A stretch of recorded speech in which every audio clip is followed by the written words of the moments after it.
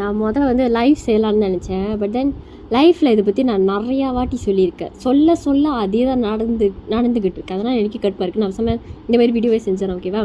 என்ன பற்றினா டிக்டாக்ல வந்து லைவ் செய்கிறாங்க. நீங்கள் லைவ் செய்யுங்க, யாரும் வந்து சொல்ல மாட்டாங்க. யாருக்கும் அந்த உரிமையும் இல்லை நீங்கள் செய்யக்கூடாது அப்படின்னு சொல்கிறதுக்கு. நீங்கள் லைவ் செய்கிறீங்களா, நீங்கள் உங்கள் மூஞ்சி வச்சு செய்யுங்க. அதை விட்டுட்டு என் மூஞ்சி வச்சு செய்கிறீங்கன்னு எனக்கு தெரியல. என் ஃபோட்டோ வச்சு செய்கிறீங்க, அது கூட நான் அதுவும் சொல்ல மாட்டேன். சரி என் ஃபோட்டோ வச்சு செய்கிறீங்களா, சரி பரவாயில்ல அப்படின்னு விட்டுருவேன்.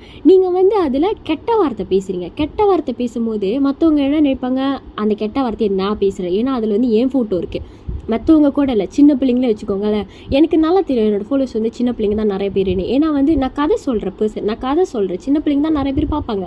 ஸோ அவங்க என்ன நினச்சிக்கிட்டாங்க, இன்னும் கீதாக்கு அப்படி பேசுகிறாங்க அந்தமாரி. எனக்கு இது தேவையான்னு எனக்கே தெரில.